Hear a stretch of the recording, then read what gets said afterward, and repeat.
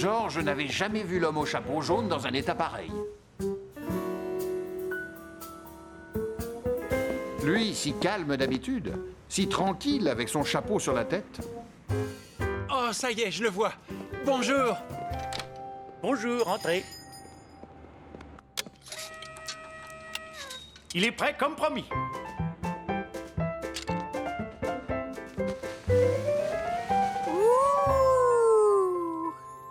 Ah, ça valait vraiment la peine de s'en passer pendant 3 longues journées. Oh non, j'aime autant le tenir moi-même, Georges. Vous ne le portez pas tout de suite? Oh non, je veux le garder impeccable pour ce soir. Nous devons aller au planétarium pour l'inauguration du dôme.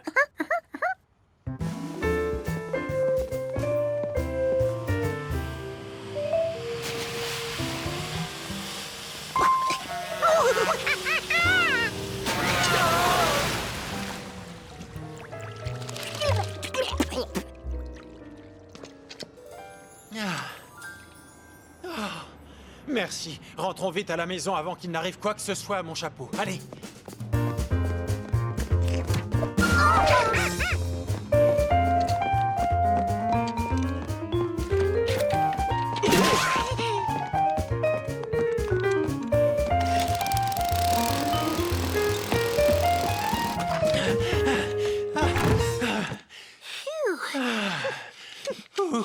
Sauvé. On a réussi. Quelle heure est-il? Bon, dès que je reviens à la maison, nous allons au planétarium. Alors, va au bain. Il y aura plein de photographes ce soir. Je veux que tu sois beau pour l'occasion. Georges allait prendre son bain, puisqu'il le fallait.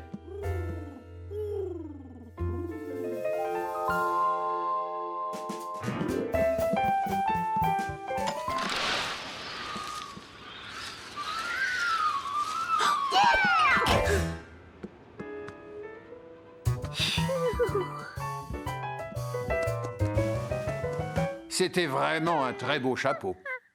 Qui aurait pu résister à l'envie de l'essayer? Georges voulait montrer à Boussole combien il était élégant habillé de cette manière.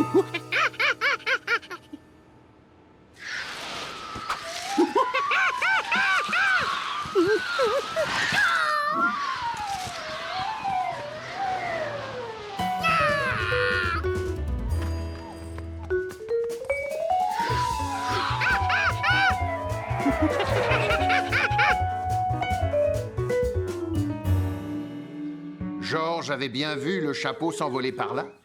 Où était-il passé?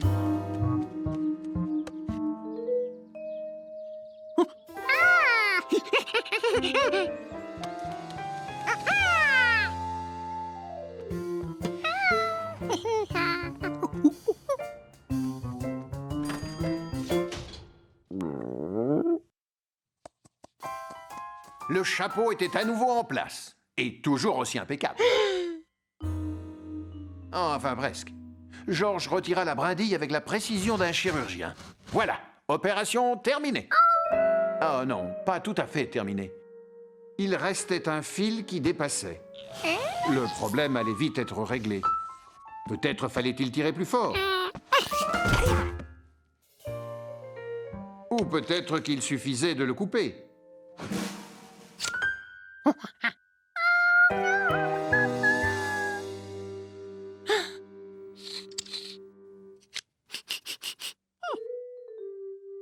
Mais Georges avait oublié que la dernière fois qu'il s'était servi des ciseaux, c'était pour couper son sandwich fraise-banane.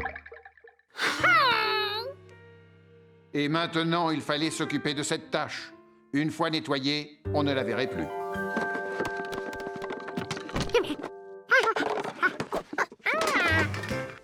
Ah, la brosse magique qui réussit à faire briller le grill même quand il est très sale.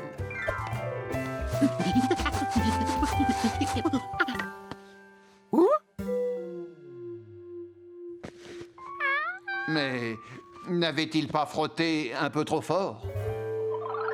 Dès que je rentre, on va au planétarium. Il fallait vite trouver une solution.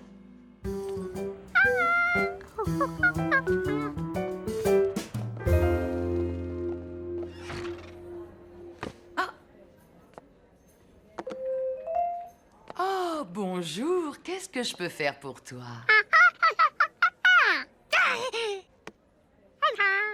Tu veux un joli chapeau comme celui-là? Tu as de la chance. Je viens justement d'en recevoir un.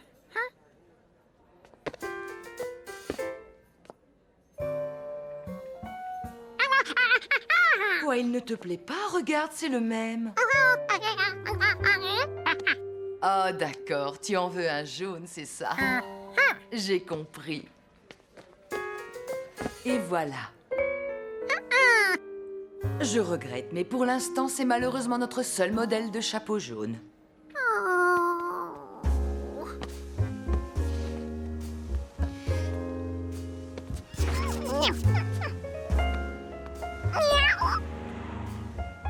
Gnocchi n'avait jamais vu Georges aussi triste.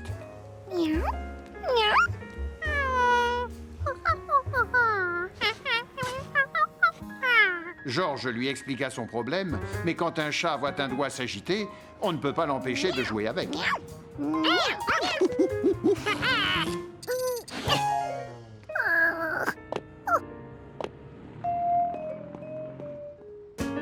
Tout compte fait, il n'avait peut-être pas besoin d'un nouveau chapeau jaune, mais de quelque chose qui y ressemblerait.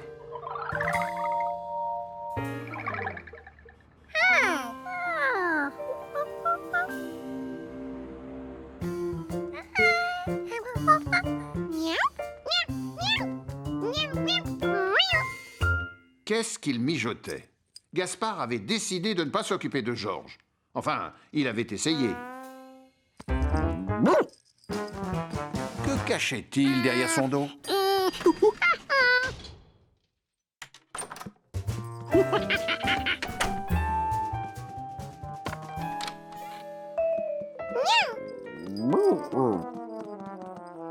Avec quoi Georges pouvait-il faire un chapeau jaune?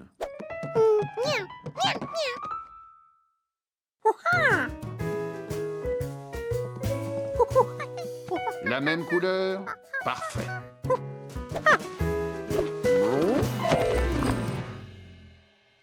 Curieux, Gaspard était venu voir ce qui se passait, et maintenant, il n'y voyait plus rien.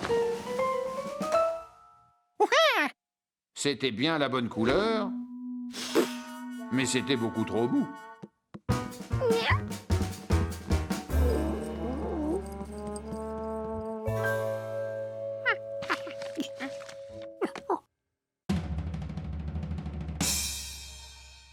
Cette fois, c'était trop pointu.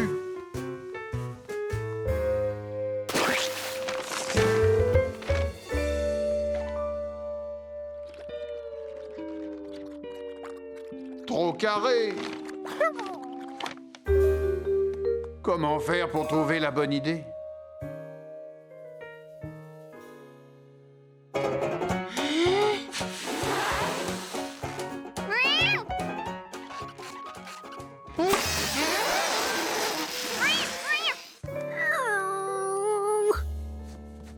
Aucun de ces chapeaux de fabrication maison ne pouvait remplacer l'original. Et si on cachait le trou avec du papier? Ce ne serait pas si catastrophique. Voilà la solution. Il n'avait pas besoin d'un nouveau chapeau. Il suffisait de colmater le trou avec du papier.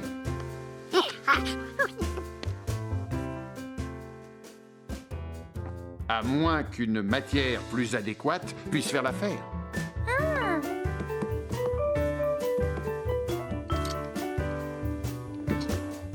Cette chaussette, par exemple.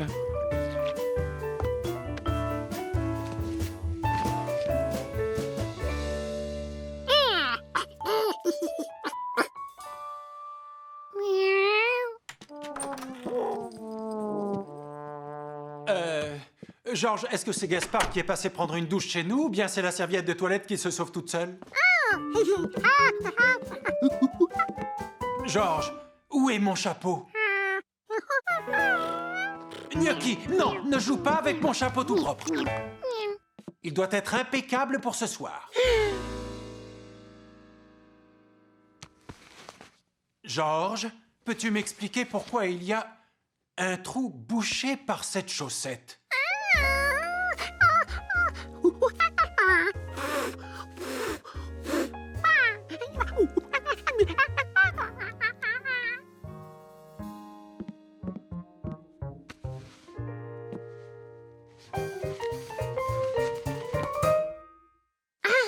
Georges n'en croyait pas ses yeux. Comment n'y avait-il pas pensé?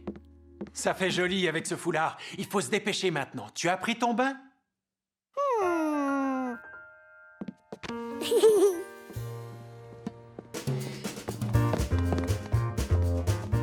Georges douché, costume nettoyé, chapeau jaune réparé. C'est bizarre, j'ai l'impression d'avoir oublié quelque chose.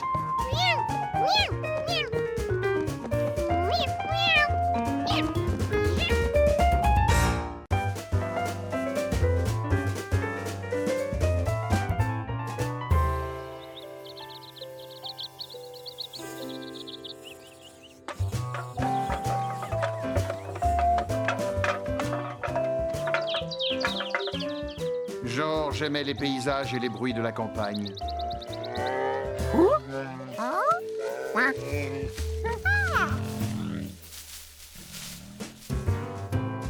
Il aimait aussi les bonnes choses qu'on pouvait y déguster. Le miel de Monsieur Rankins en était une, et ça valait vraiment le détour. Bonjour, Georges. Est-ce que tu veux goûter le bon miel de cette année?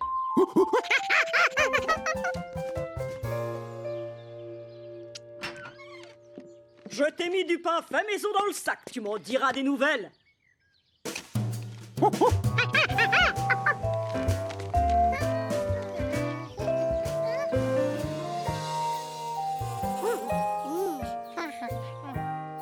Ce que Georges aimait par-dessus tout, c'était un coin tranquille pour déguster son sandwich au miel et au pain frais.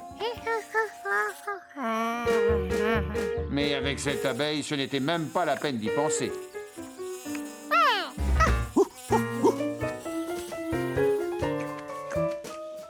C'est ça, va-t'en. Mais pourquoi est-elle partie aussi rapidement? Que pouvait-il y avoir de plus intéressant que son sandwich au miel? Il fallait que Georges en ait le cœur net. C'est en marchant dans la prairie que Georges aperçut une fleur qui gigotait sans qu'il y ait le moindre souffle de vent. C'était son abeille qui butinait de fleur en fleur. Que pouvait-elle bien leur trouver? Le miel, c'était tout de même bien meilleur.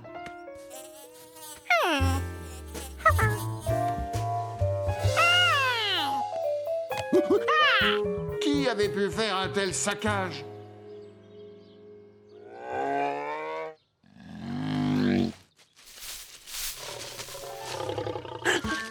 Un ours? Un ours en chair et en os? Georges n'en avait jamais vu. Sinon en peluche, quand il était tout petit.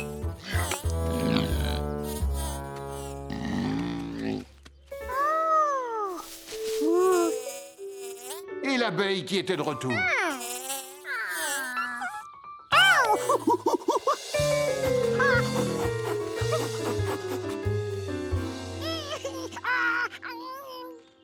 Cette abeille a cru que tu voulais lui faire du mal, Georges.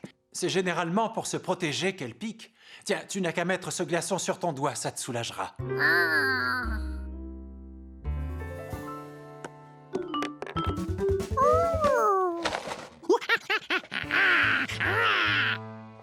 Oh, tu veux encore des céréales? Mais tu viens de prendre ton petit déjeuner.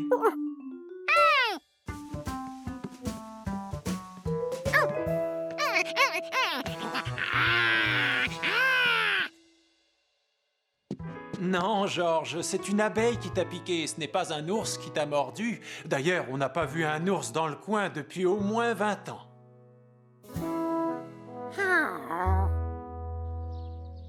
Georges savait qu'il n'avait pas rêvé. Il avait bien vu un ours. Salut, Georges. Billy savait tout sur la campagne. Il devait s'y connaître en ours.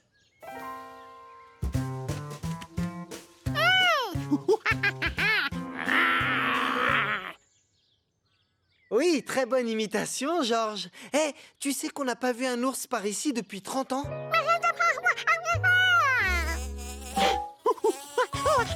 Encore des abeilles? Georges ne les embêtait pas. Pourquoi venait-elle l'embêter? C'est juste des abeilles, Georges. Ah. Eh, on dirait qu'elles vont toutes dans mon jardin. Waouh, quand est-ce qu'elles ont fabriqué ce nid? J'ai intérêt à vite l'enlever d'ici, sinon elles risquent de piquer mes lapins. Georges? Georges? Tu as vu comme il fait beau? Tu devrais jouer dehors. Tu n'as pas envie de m'aider à arroser les fleurs? C'est magnifique, regarde.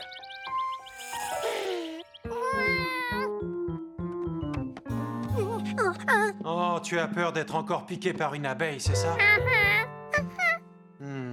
Hé, je vais passer voir les Renkins. Tu veux venir avec moi? Ils t'aideront sûrement.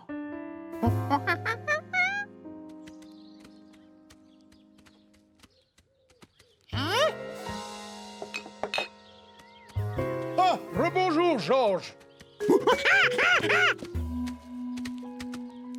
Ce n'est que nous, monsieur et madame Renkins.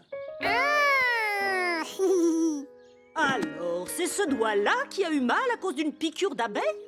Oui, c'est la première fois et maintenant il a très peur quand il voit une abeille. Ah, je comprends. Personne n'aime être piqué. Et c'est pour ça que tu vas adorer ma surprise. Voilà. Avec cette combinaison, tu ne risques plus rien.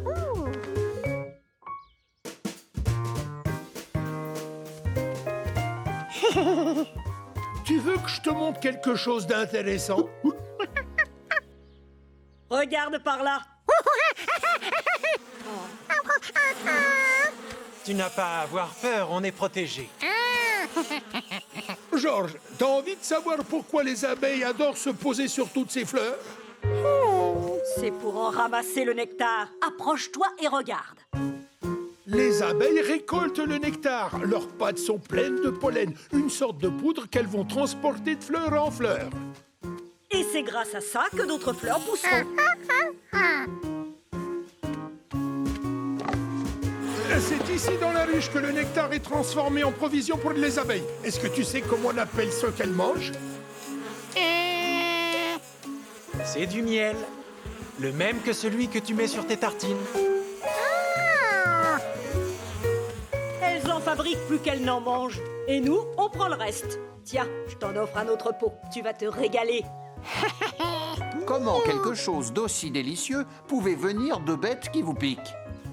Georges voulait les remercier. Non, attention, t'approches pas trop. Elles se mettent vite en colère quand elles sont dérangées. Je reste m'occuper des ruches, mais je n'en ai pas pour longtemps.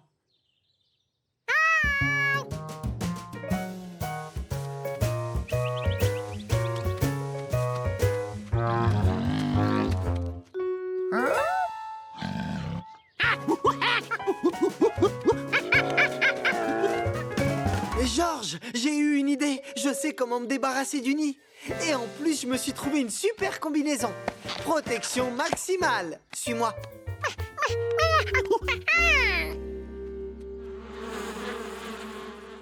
En sautant sur cette planche, j'envoie ces tas de boue en l'air. Là, ça vient taper dans le nid qui dégringole dans la poubelle. Et je l'emporte à Monsieur Renkins. Oui, je sais. Normalement, c'est pas comme ça qu'on enlève un nid. Mais je dois faire vite si je veux pas que mes lapins se fassent piquer. Georges flairait la catastrophe. Les abeilles allaient se mettre en colère, c'est sûr.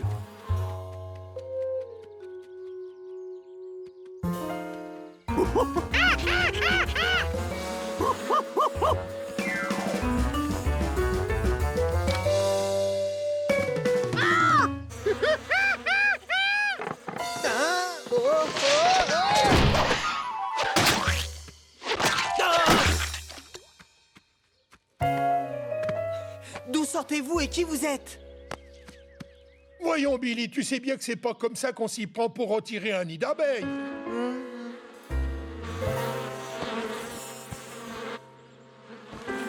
On devrait mettre les lapins à l'abri et appeler des professionnels pour enlever le nid de l'arbre. Oh non! Reviens, Galopin de Garenne!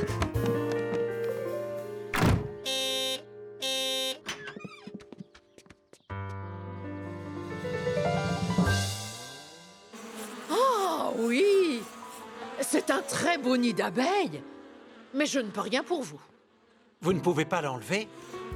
Il y a trop de branches qui gênent. Il faut demander à quelqu'un de les couper et après je pourrai travailler. Oh non, je peux pas couper ces branches. Comptez pas là-dessus. Mais pourquoi? À cause des abeilles, faudrait qu'une spécialiste enlève ce nid avant que je coupe les branches. Je retirerai ce nid d'abeilles une fois que lui les aura toutes coupées. Pas question que je grimpe dans l'arbre tant qu'on n'aura pas enlevé les abeilles. Comment ces abeilles si petites pouvaient être un si gros problème? Georges n'en revenait pas.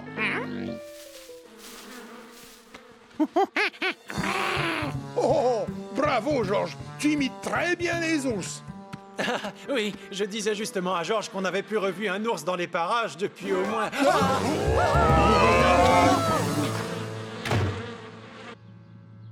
Mais qu'est-ce qu'il fait? L'ours va attaquer le nid d'abeilles? Oui, mais elles vont se défendre pour protéger leur nid.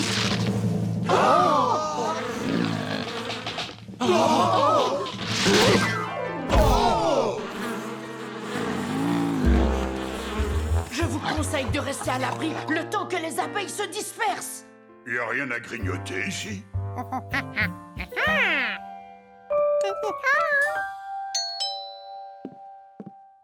Je suis le garde forestier. Alors, à ce qu'il paraît, il y aurait un ours dans le jardin.